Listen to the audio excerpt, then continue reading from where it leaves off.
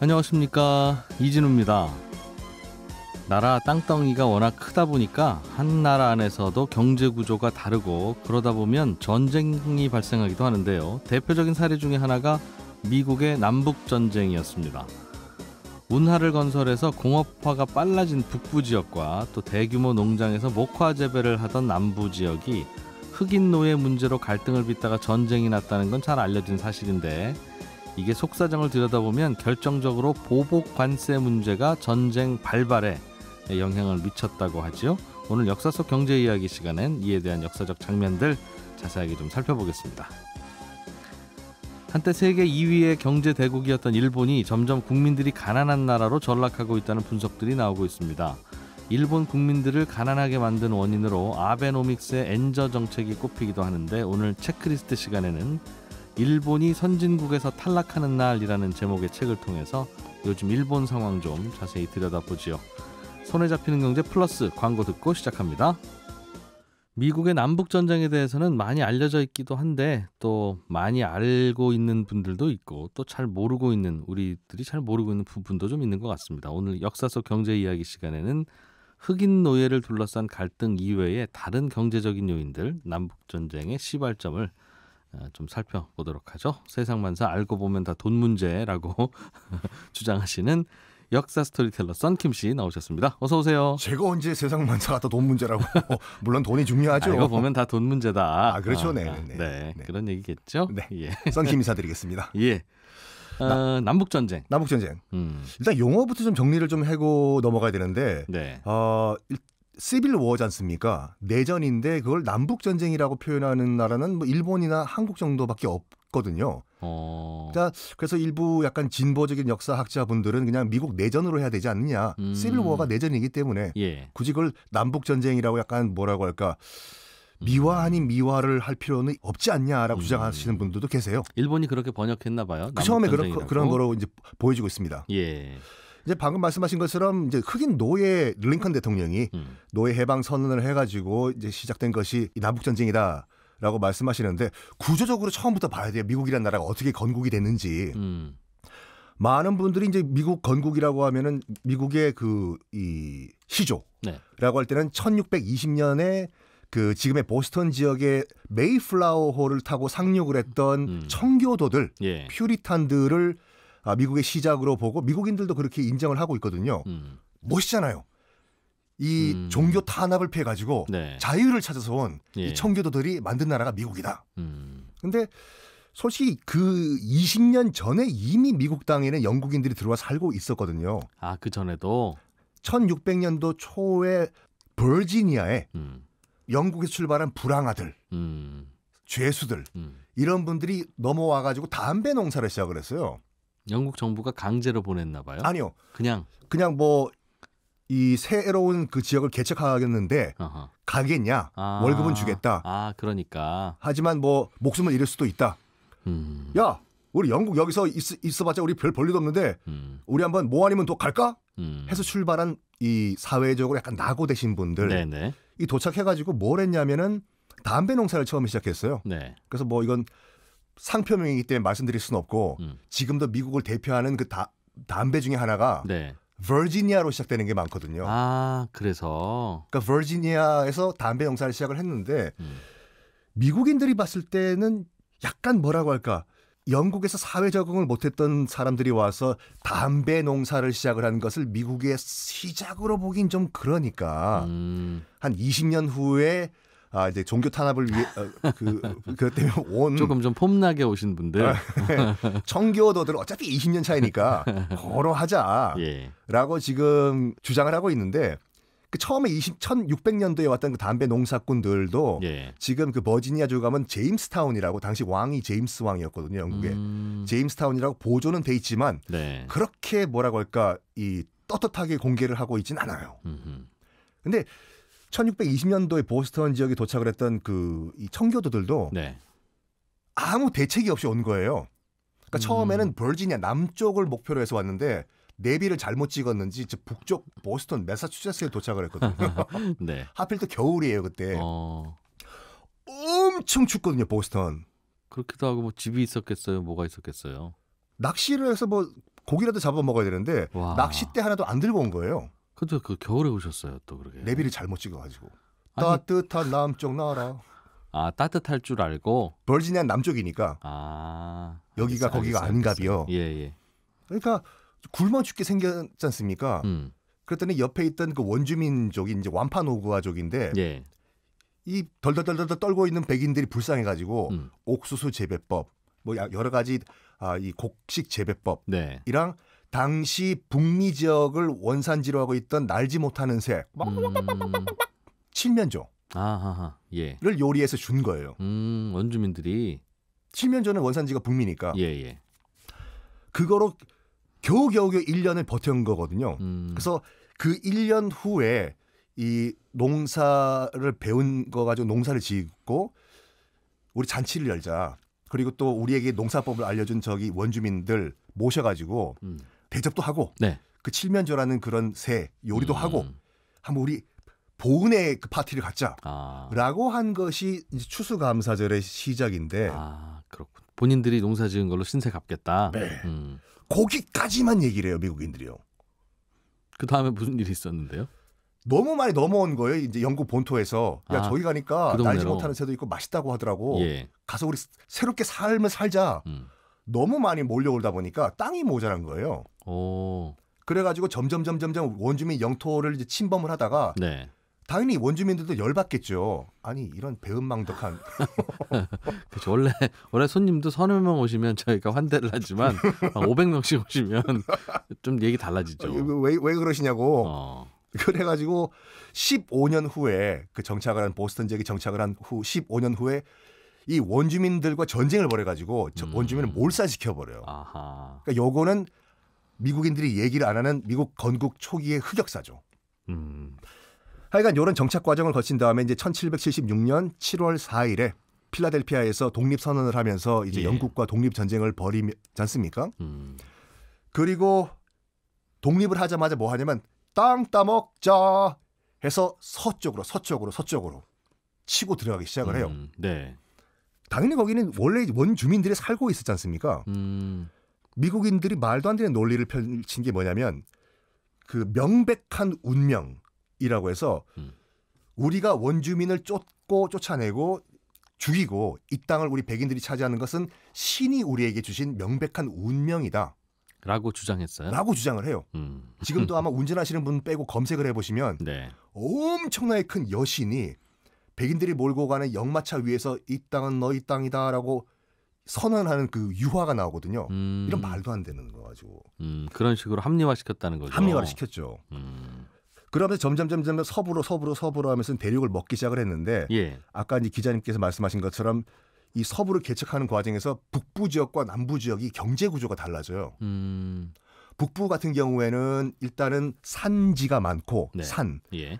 농토가 부족을 하고 그런 대신에 이제 나무가 많이 나고 또 결정적으로 이제 지금 현재 디트로이트 지역에서 이제 철광이 이제 발견이 된 거예요. 양질에. 그럼 뭘 뚝딱뚝딱 만들어서 먹고 살았어야 되겠네요. 그렇죠.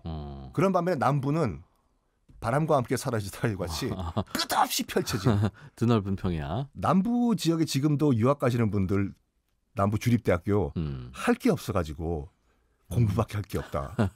면학 분위기 아주 좋은. 캠퍼스 밖에 나가봤자 옥수수밖에 안 보인다. 그러니까 남부는 이제 농사로 먹고 살아야 됐었고 이제 북부는 공업화를 이제 했었어야 되는데 남부는 이제 뭘 했냐면 처음엔 담배 농사를 하다가 뭐 담배 농사를 지어보신 분은 아시겠지만 이 지력이 굉장히 떨어져 버려요. 영양분을 많이 빨아들여가지고.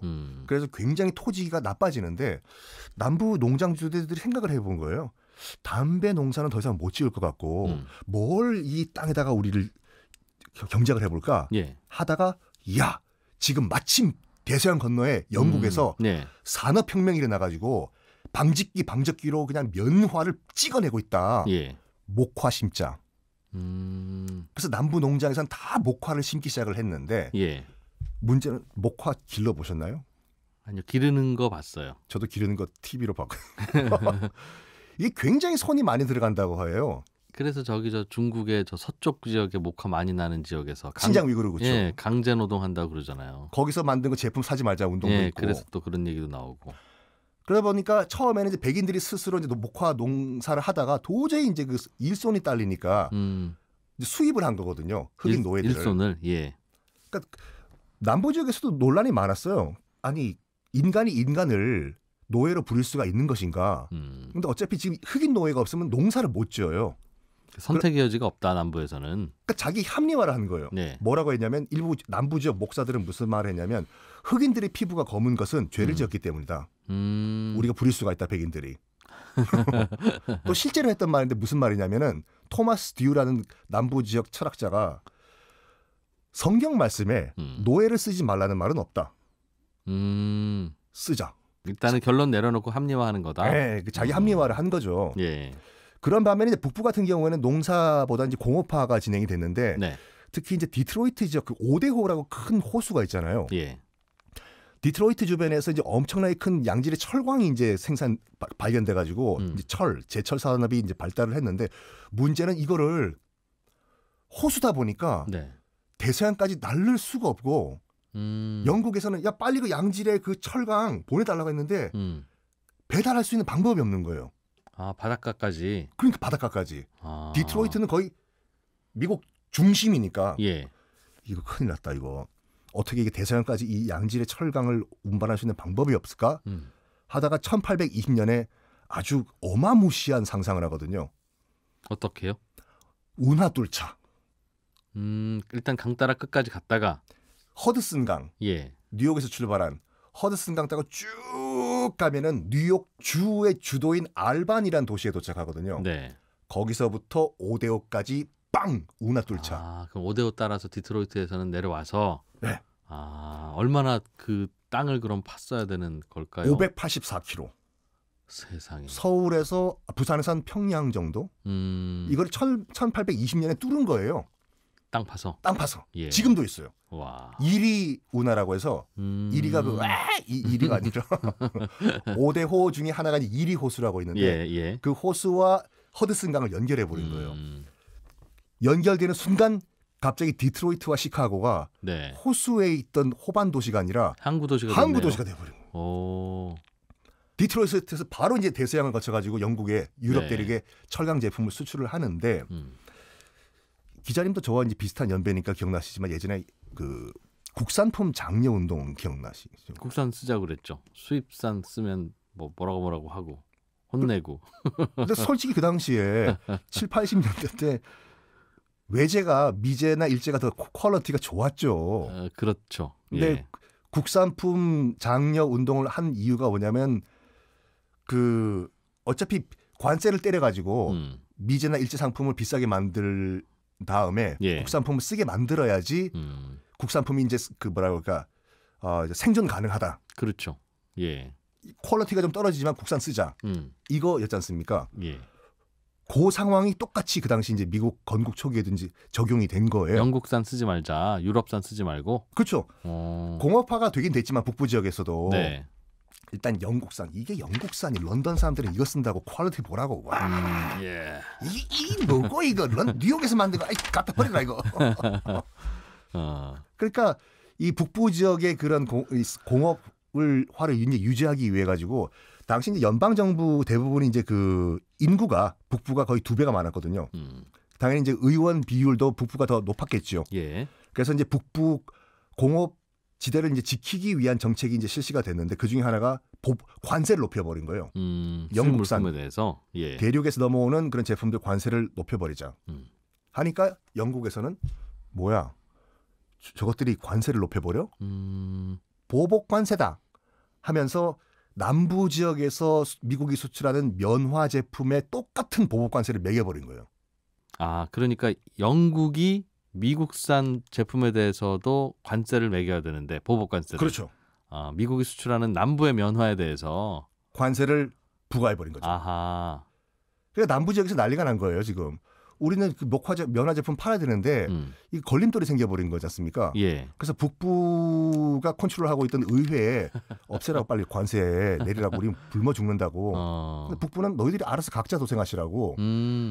이런 가운데 1860년에 네. 남부의 운명을 가를 대통령 선거가 이제 실시가 돼요.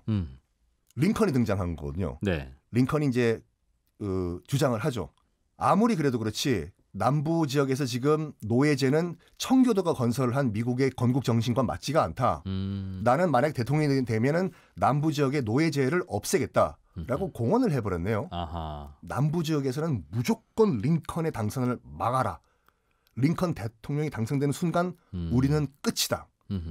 엄청난 노비를 펼쳤음에도 불구하고 1860년 대선에서 링컨이 당선이 된 거예요. 예. 이거는 남부 입장에서 봤을 때는 넘지 말아야 할 선을 넘어버린 거죠. 그래가지고 바로 남부 일부 주들이 네. 독립을 합니다. 아메리카 연방이라고 아예 독립을 해버리거든요. 이게 이제 1861년의 일인데 네. 1776년에 이제 미국이 독립선언한 이후에 처음으로 나라가 두 개가 갈린 거예요.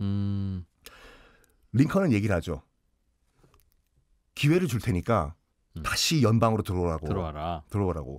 남부 측에서는 무슨 소리 하냐고. 우리가 지금 몇 년쯤 얘기했는데 지금 다 북부 너희들만 위한 정책을 지금 펼쳤지 않느냐.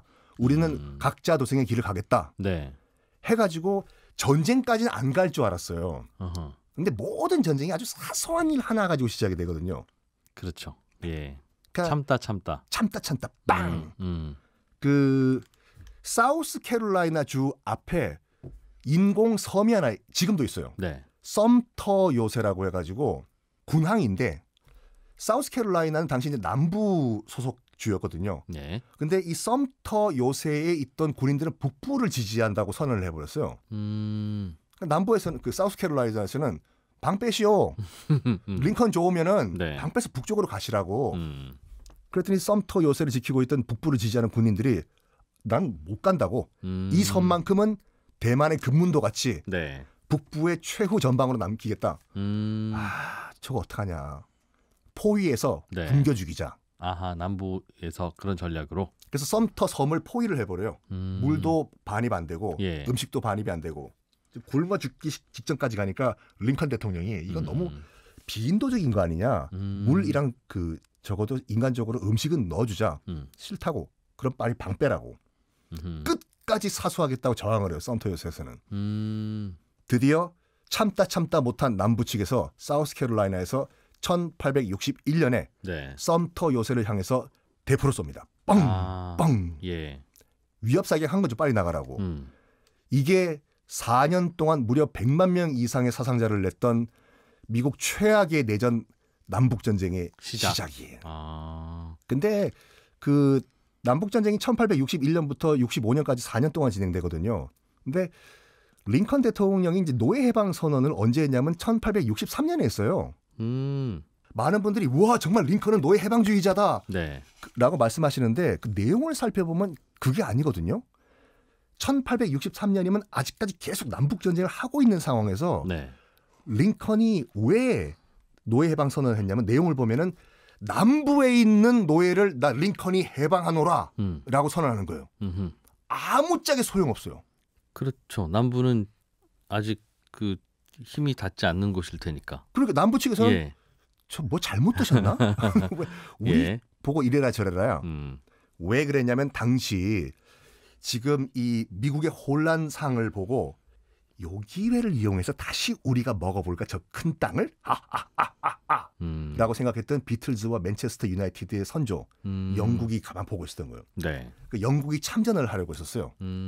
이때 예. 우리가 다시 그 뭐라 그럴까 주도권을 잡자 미 대륙에. 실제로 이제 남부군이 쓰던 그 총 같은 거를 다 무기를 수거를 해보니까 다 메이드 인 런던, 메이드 인 맨체스터든 뭐예요. 네. 예. 그래서 링컨 대통령은 딱 명분을 그어버린 거죠. 영국 참전 금지.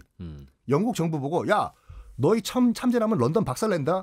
이게 아니라 전 세계인들은 들으시오. 이 전쟁은 노예 해방을 위한 그걸 명분으로 한 전쟁입니다. 라고 선언을 하니까 영국 측에서도 감히 참전을 못했던 거죠. 아하. 머리 잘 쓴 거예요. 링컨 대통령이. 북부에 반대해서 참전하면 노예제도 지지하는 꼴이 되니까. 그러니까요. 근데 남북전쟁 그 말씀드린 김에 프라이드 예. 치킨 좋아하시죠? 켄터키 프라이드 치킨. 와, 그 할아버지네. 환갑 넘으셔가지고 창업하신 분이죠. 예. 프라이드 치킨이 켄터키는 좀 다른 얘기고 흑인 노예들의 음식 출발을 했습니다. 백인들 남부 농장주들은 이 그릴드 치킨, 네. 오븐에 넣어서 구운 치킨을 먹지 튀겨서는 안 먹었거든요. 네, 예. 지금도 마찬가지고. 근데 몸뚱아리를 이제 오븐에 구운 다음에 먹지 않은 부분, 목, 날개, 네. 다리 네. 이런 걸 흑인들이 약간 배고픈 눈으로 쳐다보고 있으니까 그래 이거나 먹어라 옛다 던져주는 거예요. 근데 닭날개, 목 네. 예. 이게 얼마 된다고. 식구는 지금 딸이 5명이고 아들이 4명인데 예. 이거 어떻게 하면 좀 약간 양을 부풀릴 수 없을까 하다가 밀가루 반죽을 해가지고 튀겨보는 거예요. 그랬더니 맛도 있고 포만감도 있고 열량도 높아지고 네. 이거라도 먹자 해서 시작한 것이 프라이드 치킨의 시작이었습니다. 남은 닭을 또 한 번 튀기는 거. 그렇죠. 그게 남부 음식이다. 남부 음식이에요. 노예제들 때문에 생긴. 흑인 노예들의 소울 푸드였었죠. 그거 아니었으면 지금도 이 요리 못 먹었겠네요. 튀긴 치킨. 그랬을 수도 있겠네요. 우리나라에서 만들었겠지 누군가. 어쩌다 보면. 명동에 있던 땡땡 전기구에서. 하기야 뭐 닭강정 같은 것도 그렇게 만든 거니까. 그게 다시 나중에 해드릴게요. 진짜 프라이드 치킨을 전 세계에서 처음으로 만든 건 예. 세종대왕이었어요. 에잉? 진짜로. 이 얘기는 나중에. 역사 스토리텔러 썬킴 씨였습니다. 고맙습니다. 감사합니다. 예, 저희는 1부 여기서 마무리하고 2부에서 또 찾아오겠습니다. 바로 돌아올게요. 최근에는 경제가 어렵지 않은 나라들이 별로 없습니다만 특히 일본 경제가 위기라는 이야기가 또 들리고 있습니다. 특히 그동안의 일본 경제 정책의 대명사였던 아베노믹스가 최근에 엔저 현상의 원인이 됐다는 비판도 일본 안팎에서 나오고 있는 것 같은데요. 오늘 체크리스트 시간에는 일본 경제학자가 현재 일본이 놓인 상황에 대해서 진단한 책 일본이 선진국에서 탈락하는 날이라는 제목의 책을 함께 읽어보겠습니다.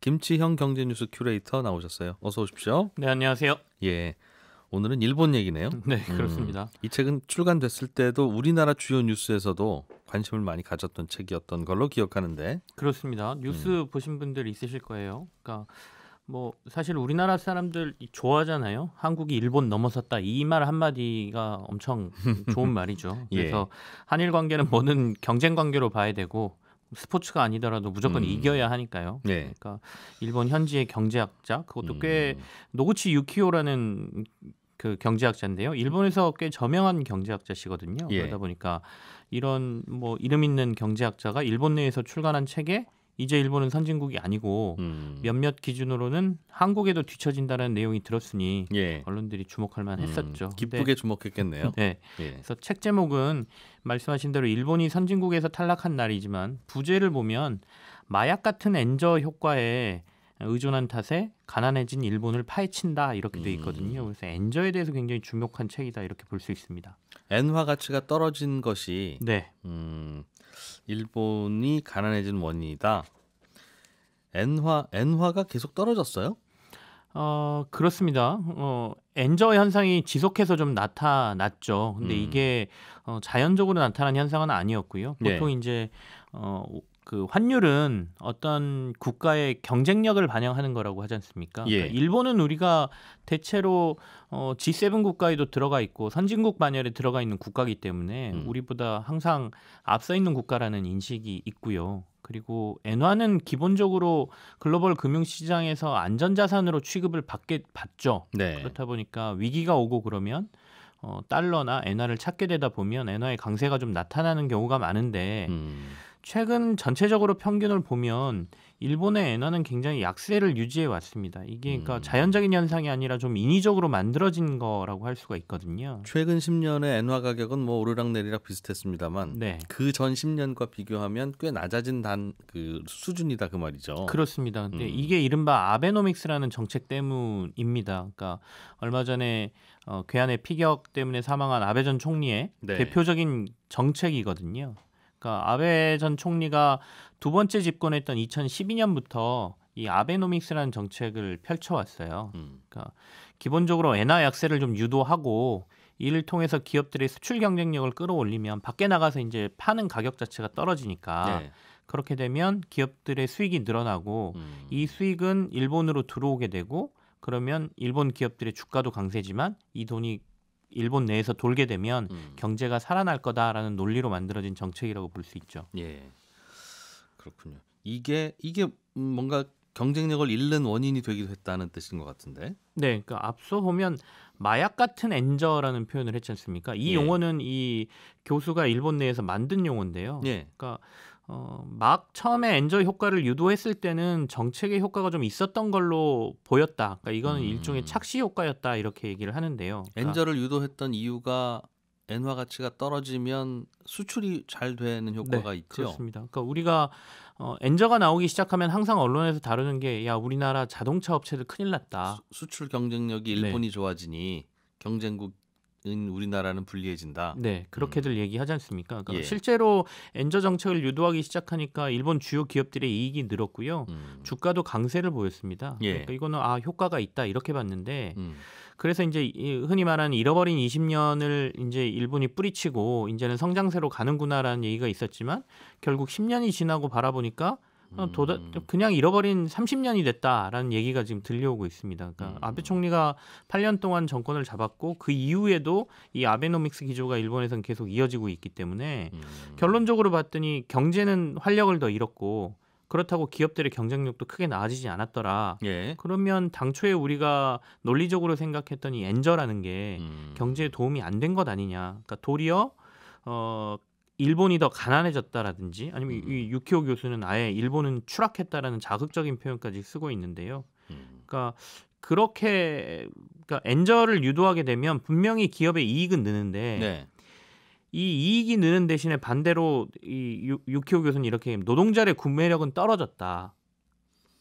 통화 가치가 떨어지는데 노동자들은 당연히 엔화로 월급을 받을 테니까 당연히 월급의 가치가 떨어진 셈이 된 거겠죠. 그렇죠. 그러면 기본적으로는 기업들이 돈을 많이 벌었으니까 이 많이 번 돈이 수입 물가는 올려놓으니까 물가는 자연스럽게 조금 올라갈 거 아니겠습니까? 그렇겠죠. 그렇다 보면 노동자들의 월급을 올려줘서 소비의 여력도 높여줬어야 되는데 일본은 노동자들의 이 구매력을 전혀 높여주지 않았다. 이게 10년간 유지되다 보니까 결국엔 물가도 별로 안 올랐고 노동자들은 임금도 오르지 않고 기업들은 편안하게 이익을 내다 보니까 경쟁력도 떨어졌고 이런 현상들이 결국에 일본의 추락을 만들었다 이렇게 분석하고 있습니다. 노동자들에게 좀 더 월급을 후하게 줬어야 되는데 뭐 그것도 인위적으로 할 수 있는 건 아니고 사실은 일본에서도 약간 인위적인 노력을 하긴 했습니다. 그러니까 우리처럼 최저임금을 올리는 노력도 살짝 했고요. 아니면 기업들에게 임금을 올려주면 세금을 깎아준다 이런 정책을 펼치면서 노동자들의 임금을 좀 높여주려는 노력은 했는데 그건 굉장히 인위적인 거였기 때문에 결국엔 전반적인 산업으로 확산되지도 않았고 대기업 위주로 조금 올랐을 뿐 전체적인 임금 상황은 어떻게 보면 일본은 거의 10년 동안 임금이 하나도 안 오르거나 도리어 물가까지 반영하면 빠진 거다 이렇게 얘기를 하죠. 그렇군요. 우리나라도 한때는 그 수출을 좀 주도하기 위해서 우리나라 원화의 가치를 또 낮게 유도하고 한동안 또 그런 게 국익을 위한 정책이라고 또 포장되기도 하고 그랬잖아요. 당시 이명박 정부 때 사실 초기에 일부러 원화 약세를 조금 일부러 이끈 적이 있었거든요. 환율이라는 건 국가가 개입해서 결정하는 거다. 그런 뭐 신념을 겉으로야 자유시장이라고는 하지만 일부는 이제 일부러 원화 약세를 좀 유도한 정책을 펼치긴 했는데 일본처럼 이렇게 장기간 계속해서 엔화의 약세를 유도하진 않았죠.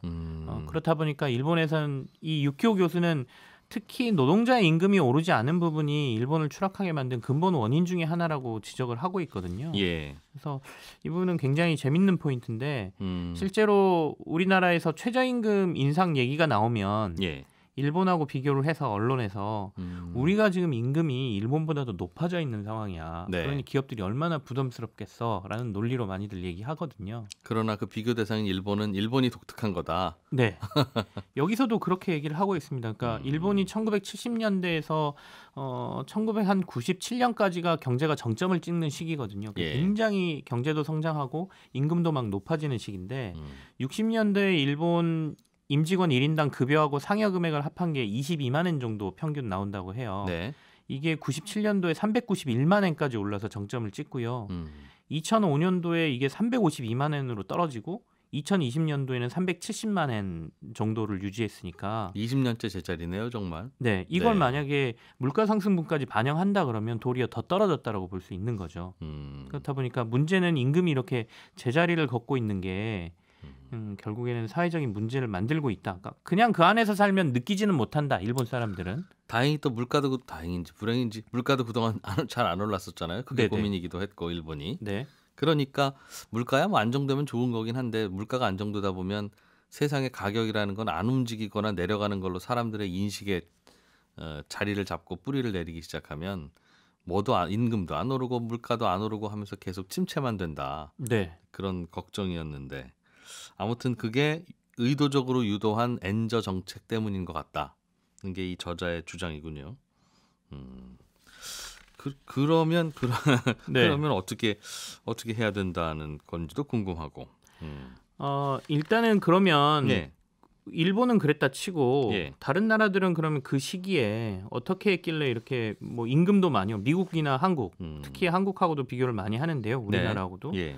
그럼 그 시기에 한국은 어떻게 했길래 이렇게 경제 성장률도 나오고 흔히 말하는 임금 인상도 이렇게 가파르게 일어나고 했느냐라고 예. 이제 의문을 갖죠. 그러면서 이제 일본하고 한국에서 배워야 된다라고 하는 포인트 중에 하나가 그러니까 성장률이 높고 임금도 많이 받는 산업의 구조를 만들어야 되는데 네. 일본은 제조업 그러니까 계속 엔저가 유지되면서 이익이 나는 기업들이 있다 보니까 그냥 그대로 유지를 했고 미국과 한국은 이 당시가 딱 2000년대 초기가 IT의 그 혁명이 일어나는 시기거든요. 예. 그렇다 보니까 고임금에 굉장히 성장률이 높은 산업들이 그때서부터 성장을 하기 시작했다. 근데 일본은 거기서 디지털화에 뒤처졌다는 거죠. 아하. 그러다 보니 고임금 근로자들도 많이 늘고 예. 경제 성장률도 같이 일어났지만 일본은 유지만 했을 뿐 그러니까 상대적으로 뒤처지기 시작한 건 그때부터다 이렇게 지적을 합니다. 한국이나 미국은 인건비가 올라가면서 기업들이 부담이 되니까 네. 컴퓨터도 도입하고 전산화도 도입하고 하면서 혁신을 추구했는데 일본은 인위적인 엔저로 수출이 잘 되고 별 고민이 없다 보니 그런 도입도 늦었다는 분석이군요. 예, 맞습니다. 혁신을 안 했다 그 얘기네요. 그러니까 네, 엔저의 따뜻함 때문에. 맞습니다. 그러니까 여기서 이제 표현하는 말이 이런 게 나오는 게 물가가 오르기 때문에 경제가 성장하는 게 아니라 예.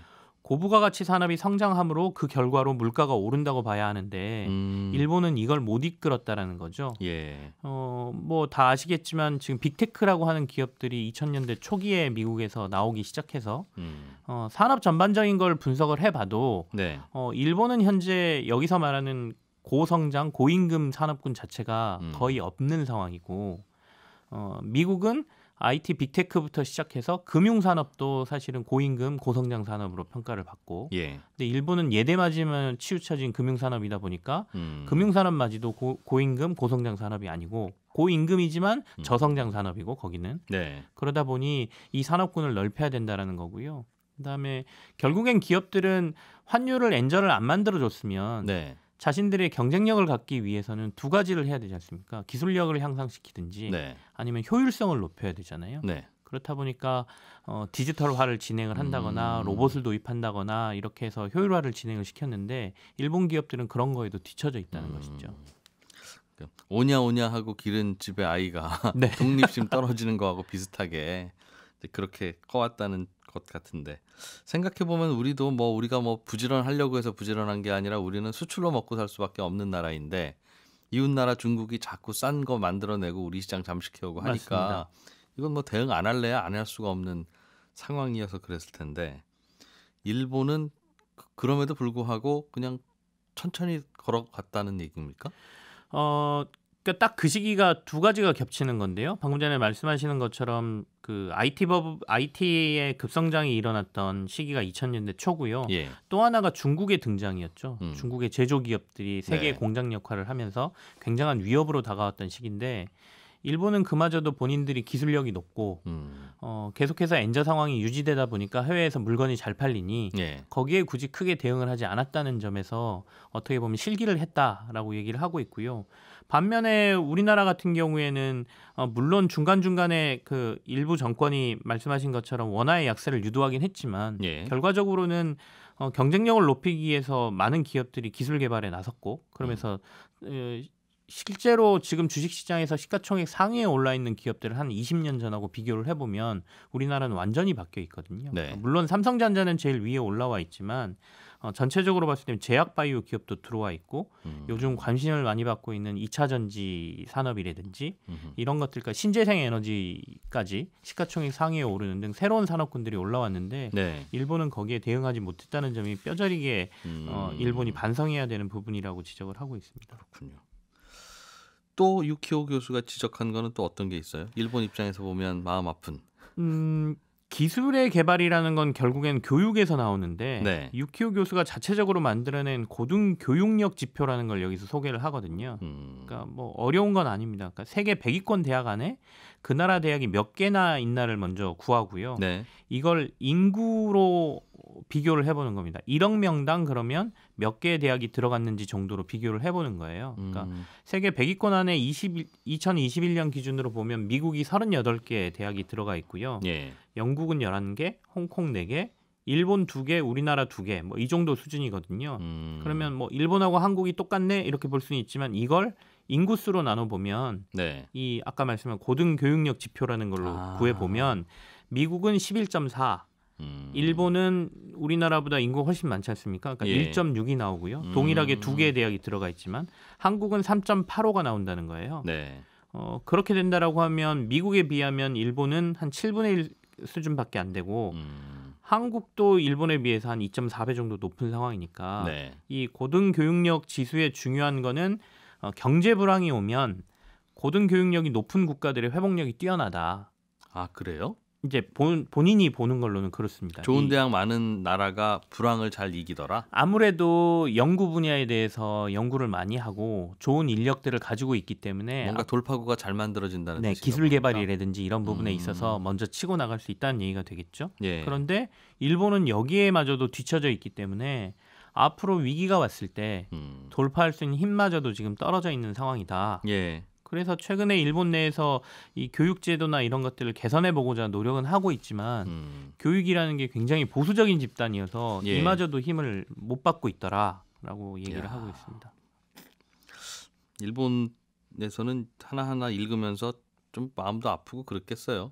그렇습니다. 꼭 이렇게 잘못하는 것만 있는 나라는 아닌데 좀 집중적으로 혼나네요.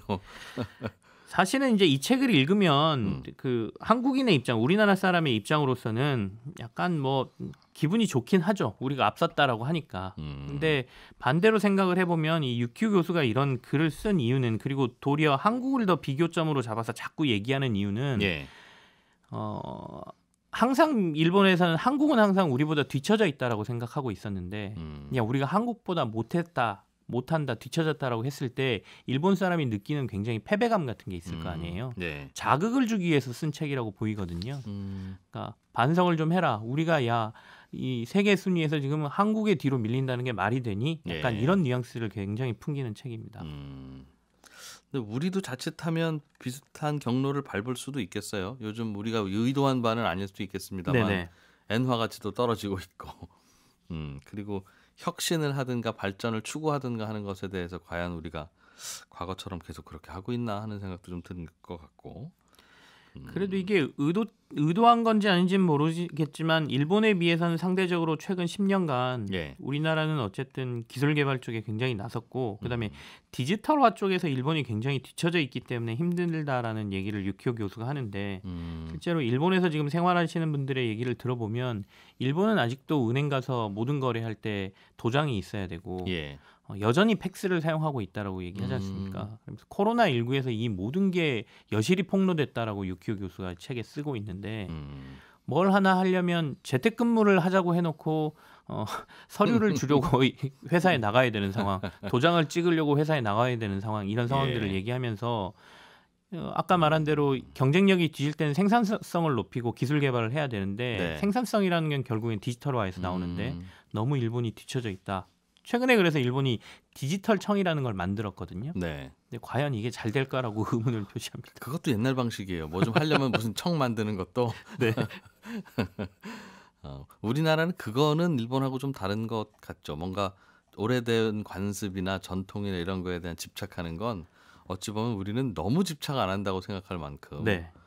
새로운 트렌드를 기성세대가 따라가지 않으면 기성세대가 바보나 꼰대가 되는 그런 트렌드는 좀 있는 것 같아서 답답함을 못 견뎌하고 새로운 것을 받아들이기를 좋아하는 문화 자체가 어떻게 보면 디지털을 굉장히 빠르게 만들었던 것 같고요. 예.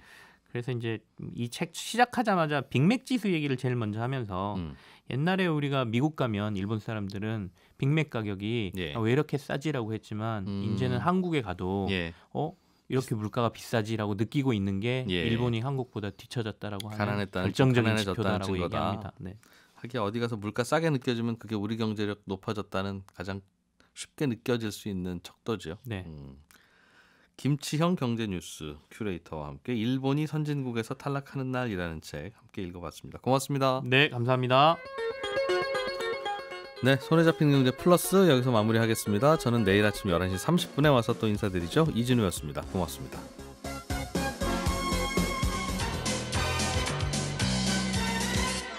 더 깊고 더 재미있는 경제 이야기 이진우의 손에 잡히는 경제 플러스.